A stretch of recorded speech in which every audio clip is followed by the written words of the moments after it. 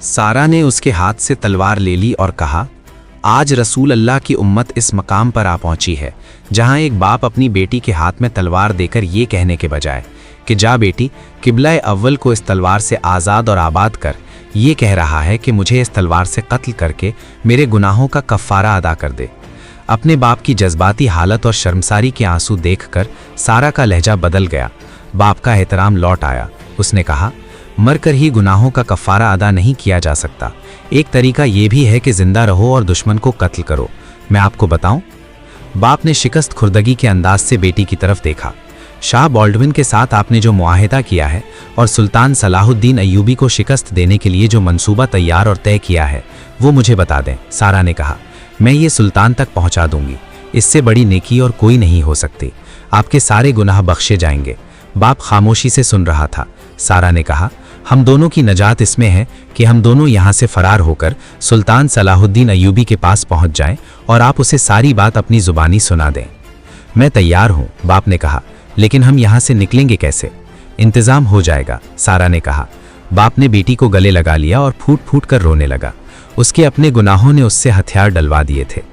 लड़कियों की कमांडर औरत बहुत खुश थी कि उसे बड़ा मोटा गाहक मिल गया है। वो इत्मीनान से सो गई। उसे मालूम था कि सारा सुबह वापस आएगी, मगर सारा हसन अदरीस के कमरे में थी। उसने जब हसन को बताया कि उसका गाहक उसका बाप था तो हसन को चक्कर आ गया था।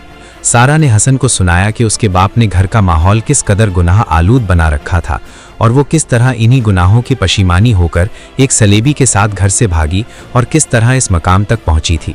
सारा ने उसे बताया कि उसका बाप सुल्तान सलाहुद्दीन अय्यूबी के पास जाने को तैयार है। मैंने तुम्हें कहा था कि तुम्हारा मकसद पाक है, हसन ने कहा। मुझे उम्मीद है कि खुदा तुम्हारी आबरू की हिफाजत करेगा। खुदा ने मेरी उम्मीद पूरी कर दी है। अब मैं तुम्हारे बाप से मिलूंगा और उसे कहूंगा कि तैयार रहना। दिन को हसन सारा के बाप से मिला, पूछ पूछ कर बात की, उसकी गैरत को झिंझोड़ा और जब देखा कि वो बहुत ही नादिम है तो हसन ने उसे वहां से निकलने का सहल तरीका बताया। उसके साथ सारी बात तय करके वो सारा से एक महफूज जगह मिला जहां वो कभी कभी मिला करते थे। सारा के बाप ने अपने मेज़बानों से ख्वाहिश जाहिर की कि वो अकेले ज़रा सैर के लिए जाना चाहता है। उसे घोड़ा दे दिया गया। वो अपने साथी एल्ची को ये बताकर चला गया कि शाम तक लौट आएगा। वो शहर से निकला तो एक जगह हसन घोड़े पर सवार उसके इंतज़ार में खड़ा था। एक और जगह सारा छिपी हुई थी। उसने बाप ने अपने घोड़े पर सवार करा लिया और वो नसीबा की सिमत रवाना हो गए। वो बच बच कर और छुप छुप कर चलते रहे।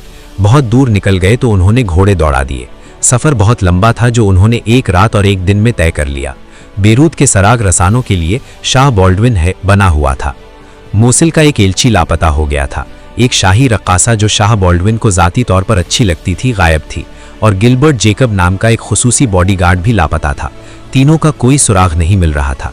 लड़कियों की कमांडर औरत की जुबान बंद थी। वो किसी को बताने से डरती थी कि उसने सारा को गुमशुदा एल्ची के कमरे में भेजा था।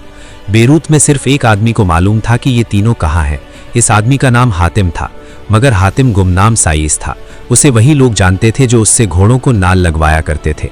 किसी के वहमो गुमान में भी नहीं था कि ये गरीब साइस सुल्तान अय्यूबी के इस जासूस ग्रोह का लीडर है जो बेरूत के अंदर सरगर्म है। सराग रसा अपने कयासों और कयासराइयों से बावले हुए जा रहे थे। हसन अदरीस, सारा और उसका बाप सुल्तान सलाहुद्दीन अय्यूबी के पास पहुंच चुके थे। सुल्तान अय्यूबी आदत के मुताबिक खैमे में टहल रहा था।